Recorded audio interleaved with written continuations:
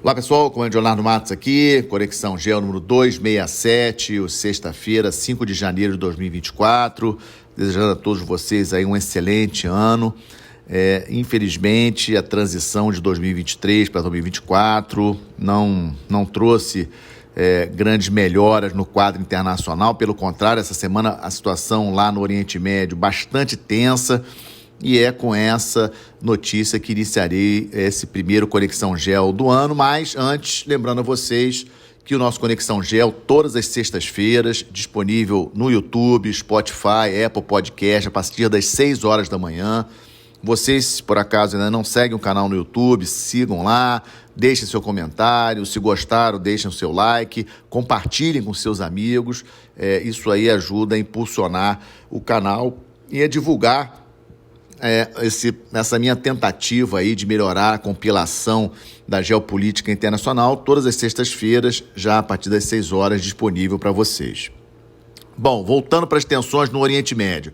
A situação no Mar Vermelho prossegue, muita estabilidade, vocês lembram que eu venho comentando isso nas últimas semanas, aquele grupo, os Houthis, aquele grupo rebelde que ocupa grande parte do Iêmen e é aliado ao Irã, tem perpetrado ataques ao tráfico mercante no Mar Vermelho, lembrando que o Mar Vermelho, 12% do comércio marítimo global, é bastante significativo, temos ali o Canal de Suez, que é importantíssimo no comércio internacional, e os Houthis lançando drones, lançando mísseis contra navios mercantes ali na região, e os Estados Unidos, os navios de guerra dos Estados Unidos, do Reino Unido, da França, tentando ali de alguma forma proteger os navios mercantes. Muitas empresas de navegação seguem desviando o seu tráfego marítimo para aquela rota do Cabo, aquela rota que passa lá embaixo, lá pela África do Sul, gastando, obviamente, muito mais tempo para chegar na Europa, chegar na costa leste dos Estados Unidos, subindo, obviamente, o preço do frete dos produtos, Os preços dos fretes dos contêineres já subiram bastante nessas últimas semanas em função desses ataques. Isso aí prossegue. Eu esperava, já tinha falado até para vocês, que os Estados Unidos fossem atacar a posição dos Houthis em terra, lá no Iêmen. Isso ainda não aconteceu. Os Estados Unidos devem estar com dificuldade para determinar com clareza os alvos, principalmente alvos sem atingir comunidades de pessoas civis. Provavelmente os Houthis devem ter posicionado as suas unidades de lançamento de drones, de lançamento de mísseis próximo de alvos civis, e o governo do presidente Biden com muita preocupação de não provocar mortes de civis em função desses possíveis ataques. Então a situação no Mar Vermelho continua bastante incerta, região ali bastante perigosa. Mas essa semana não tivemos apenas isso. A situação lá na faixa de Gaza prossegue. Israel prossegue atacando, destruindo túneis, tentando avançar ali na conquista, não apenas na neutralização militar do Hamas dentro da faixa de Gaza, mas tivemos aí alguns eventos extras também importantes. Primeiro, a morte do 02 do Hamas lá em Beirute, capital do Líbano, por um ataque de drones. Isso ocorreu na terça-feira. A princípio, tudo leva a crer que perpetrado por Israel, mas o governo israelense não confirmou a autoria. Esse é um fato importante, mostra que Israel deve sim buscar aí a eliminação também dos líderes políticos do Hamas que estão fora da faixa de Gaza. Esse é um dado importante. Na quarta-feira, tivemos explosões, 2 bombas explodiram nas celebrações pelos 4 anos da morte daquele general iraniano, o general Soleimani, que foi morto em janeiro de 2020. Muitas pessoas, centenas de pessoas estavam no cemitério onde o general Soleimani está enterrado e 2 bombas explodiram na quarta-feira. Inicialmente, nas notícias, nos noticiários internacionais, alguns até especulavam que Israel poderia estar por trás disso, o que não é muito comum do Estado de Israel fazer ataques matando aí centenas quase 100 pessoas morreram nesse evento e centenas de feridos. Não é o estilo. Israel ataca alvos pontuais, como foi o caso do 02 do Hamas lá em Beirute. E ontem quinta-feira, o Estado Islâmico, que é sunita, lembrando esse detalhe importante, muçulmano sunita, os iranianos são em sua maioria muçulmanos xiitas, o Estado Islâmico reconheceu a autoria dessas explosões.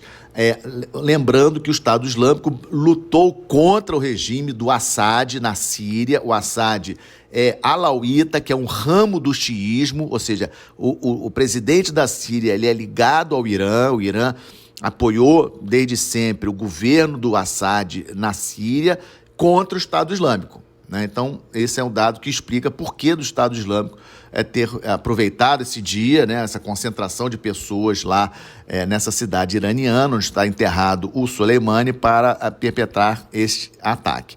Esse é um dado interessante. E também ontem, os Estados Unidos atacaram em Bagdá, no Iraque, um outro general iraniano que é responsável pelas ações do Irã, da Guarda Revolucionária Iraniana, dentro do Iraque.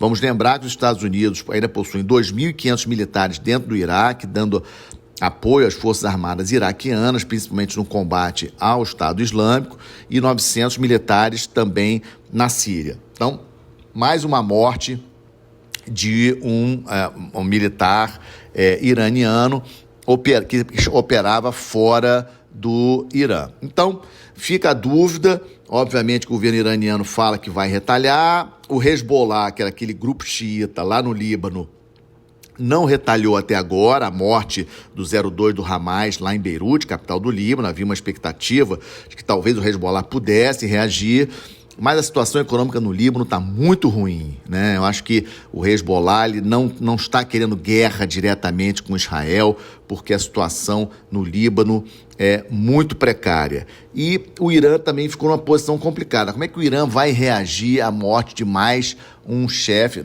não apenas o líder do Hamas, lá no Líbano, que o Hamas está bastante associado com o Irã, mas principalmente a morte ontem desse chefe das milícias pró-Irã que estão operando atualmente lá no Iraque. Então, a situação no Oriente Médio bastante tensa. As forças dos Estados Unidos na região, especialmente essas que estão no Iraque, como eu comentei com vocês, as que estão na Síria, a 5ª Esquadra dos Estados Unidos que está no Bahrein. Há uma preocupação muito grande e não podemos nos esquecer que o Brasil vai assumir o comando da Força Tarefa 151 de combate à pirataria, cujo comando central fica no Bahrein, onde está a sede da 5ª Esquadra dos Estados Unidos. O almirante brasileiro assumirá no dia 23 de janeiro agora o comando da Força Tarefa 151, a região bastante tensa, bastante complexa. O segundo tema para vocês no Conexão Geo de hoje é a questão da guerra da Ucrânia. Por que isso? Desde a última semana do ano, os ataques de mísseis e de drones entre os dois países, entre Ucrânia e Rússia, se intensificaram bastante, e inclusive com mortes de civis dos dois lados. A Ucrânia também atacando cidades russas, ou seja, não foram ataques contra posições militares. Os dois países atacaram um ao outro em cidades. Kiev foi atacada, Kharkiv foi atacada, Belgorod na Rússia foi atacada e civis morreram. A onda de frio na Europa essa semana é muito forte. No terreno, nenhum registro importante de avanço de nenhuma das duas partes. O mais importante no conflito da Ucrânia essa semana foi essa questão dos ataques com mísseis e drones, os maiores ataques. A Rússia perpetrou no último sábado o maior ataque já registrado no mesmo dia de mísseis e drones contra Kiev e Kharkiv, e deve ser mais ou menos por aí que vai acontecer, que essa guerra vai caminhar agora no mês de janeiro. E eu destaco também uma entrevista que o presidente da Ucrânia, o Zelensky, fez à revista The Economist da Inglaterra no último dia útil do ano passado, 2023, e eu escutei a entrevista, ele realmente me pareceu diferente, me pareceu transtornado, me pareceu completamente diferente. Já era a terceira entrevista dele ao The Economist, e a editora-chefe do The Economist, inclusive, comentou sobre isso, de que o Zelensky estava diferente em relação às outras duas entrevistas que ele já tinha dado desde o início da guerra. É um Zelensky realmente preocupado, tentando mais uma vez estressar aquele ponto de que a guerra não é da Ucrânia só, essa guerra também é da Europa como um todo, que a vitória do Putin será ruim para a Europa e não apenas para a Ucrânia.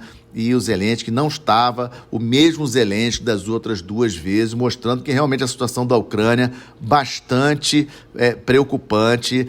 A Rússia, como eu falei no Retrospectiva 2023 na semana passada, no último podcast do ano, último Conexão do ano, a posição da Rússia hoje está em ligeira vantagem em relação à Ucrânia, porque percebemos já digamos assim, a redução do interesse tanto dos Estados Unidos como da Europa em relação ao conflito, e esse, obviamente, é um ponto que preocupa demais Zelensky, presidente da Ucrânia.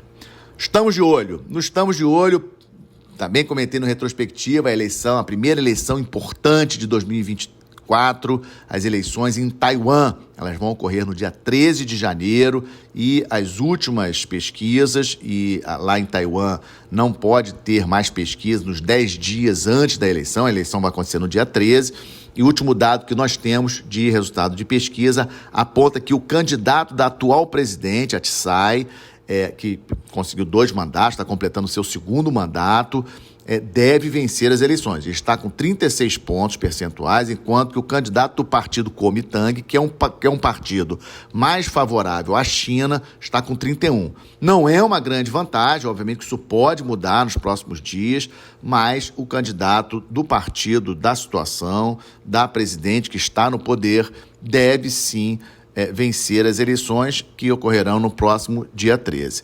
Chamo a atenção de vocês para um detalhe ali também na região essa semana. Vocês lembram que eu comentei em alguns podcasts passados que o ministro da Defesa da China tinha sido destituído. Ele sumiu em agosto, ficou 2 meses, não tivemos notícia do que tinha acontecido com ele, e em outubro ele foi formalmente destituído. Mas o novo ministro da Defesa da China somente foi anunciado essa semana, e é o almirante Dong Jun. O almirante Dong Jun foi comandante da Marinha da China e é o primeiro almirante a ser ministro da Defesa da China. Por que eu estou trazendo isso para vocês? Porque, em termos de visão macro-geopolítica, pode indicar que o governo central, especialmente o Xi Jinping, está olhando a defesa, digamos assim, da China para um olhar da importância do ambiente marítimo. Esse é que é o dado que eu queria trazer para vocês. Proteção das linhas de comunicações marítimas, ou seja, a China é o maior importador de petróleo do mundo, é o maior importador de alimentos do mundo. A China precisa tanto de petróleo, energia, como de alimentos, precisa importar petróleo, precisa importar alimentos. Então, a defesa, a proteção das linhas de comunicação marítimas é vital para a China. A questão do Mar do Sul da China, a proteção daquelas ilhas ali no Mar do Sul da China, que a China tomou para ela, também é importante, depende da marinha chinesa e, obviamente, numa eventual invasão a Taiwan, a marinha chinesa é importantíssima. Então, não sei se por coincidência ou não, mas, para mim, chama a atenção ter sido escolhido pela primeira vez um almirante para ser o ministro da Defesa da China. Vamos ficar de olho. Também estamos de olho, lógico, na crise aqui entre Venezuela e Guiana, em torno estratégico brasileiro. A novidade da semana foi que as tensões ali voltaram a aumentar quando um navio patrulha oceânico inglês, o HMS Trent, atracou lá na Guiana, realizou pequenos exercícios com a Guarda Costeira da Guiana, lembrando a vocês que a Guarda Costeira, que as Forças Armadas da Guiana são muito pequenas, né? A Guarda Costeira da Guiana é muito pequena, né? Tem muito poucos navios, né? Embarcações, na verdade, pequenas. E o navio inglês atracou lá, fez alguns exercícios e o Maduro, obviamente, aproveitou a oportunidade de fazer um duro discurso contra a presença do navio inglês lá e determinou que vários aviões e carros de combate, elementos das Forças Armadas da Venezuela fossem para posições próximas, realizassem exercícios próximos à fronteira com a Guiana. Isso aí provocou uma tensão aí essa semana, o governo brasileiro entrou no circuito e, novamente, a coisa se estabilizou, o navio inglês saiu da Guiana, já não está mais lá, e nós vamos ver esses, digamos assim, esses arrobos nacionalistas do Maduro, presidente da Venezuela, em relação a essa questão aí da região do Essequibo da Guiana, que representa 2/3 do território da Guiana. Isso vai acontecer, lembrando que no final deste ano, 2024, ocorrerão as eleições gerais na Venezuela. O Maduro precisa manter esse tema desse nacionalismo venezuelano em torno da questão do Essequibo forte para tentar confirmar a sua reeleição. Aqui na América do Sul, seguimos aí de olho na tentativa do novo presidente da Argentina de recuperar aí, de tentar sair dessa grave crise econômica que o país passa. Mas essa semana, detalhe da Argentina, 2 pontos importantes. Primeiro, a nota do Itamaraty, do Ministério das Relações Exteriores do Brasil, na quarta-feira, dia 3, dizendo que o Brasil segue apoiando a volta das negociações entre Argentina e Reino Unido com relação à questão das Ilhas Malvinas, né? Na quarta-feira, completou 191 anos da ocupação britânica das Ilhas Malvinas, e essa é uma questão importantíssima para a Argentina, e o governo brasileiro apoia a volta das negociações. Teve uma nota oficial do Ministério das Relações Exteriores do Brasil sobre esse assunto. E o outro tema que trago a vocês também foi a prisão de 3 suspeitos de ações terroristas no aeroporto George Newbery, lá em Buenos Aires, essa semana, pelas forças de segurança da Argentina. 3, não temos muitos detalhes. Um parece que é sírio, mas tinha passaporte venezuelano, tinha passaporte da Colômbia. Não temos detalhes em relação aos outros 2. E, de acordo com a ministra de Segurança, a Patrícia Bullrich, da Argentina, esses 3 iam se hospedar num hotel em Buenos Aires, a 2 quadras da embaixada israelense. Então aí vejam a questão aí do conflito entre Hamas e Israel também tendo reflexos ali na Argentina. A Argentina, o país da América Latina com maior população de judeus, o dobro da população, existe o dobro de judeus na Argentina em relação ao Brasil, por exemplo. A Argentina é a 6ª maior população de judeus do mundo, né? Então é um tema bastante sensível essa questão da rivalidade aí entre muçulmanos e judeus, e isso que está acontecendo atualmente lá na faixa de Gaza, especificamente entre Israel e o Hamas, obviamente aí tendo reflexo na Argentina. Então isso me chamou a atenção. E também, para fechar, estamos de olho no leste da Ásia de uma maneira geral, porque essa semana foi impressionante. Começamos no dia 1º com o terremoto no Japão, que já matou, os números aí em torno de 100 pessoas morreram em relação ao terremoto, forte terremoto. No dia seguinte, um impressionante acidente aéreo no principal aeroporto de Tóquio. Um Boeing da empresa aérea japonesa se chocou com um avião da guarda costeira do Japão, que estava pronto para decolar na pista. Acho que muitos de vocês devem ter visto as cenas aí, cenas bastante impressionantes do Boeing pegando fogo. E, graças a Deus, as 369 pessoas a bordo do Boeing conseguiram sobreviver. Poderia ser uma tragédia ainda maior, mas, infelizmente, 5 tripulantes do avião da guarda costeira do Japão, que ia decolar, inclusive, para ajudar em relação às vítimas do terremoto, morreram no impacto do avião.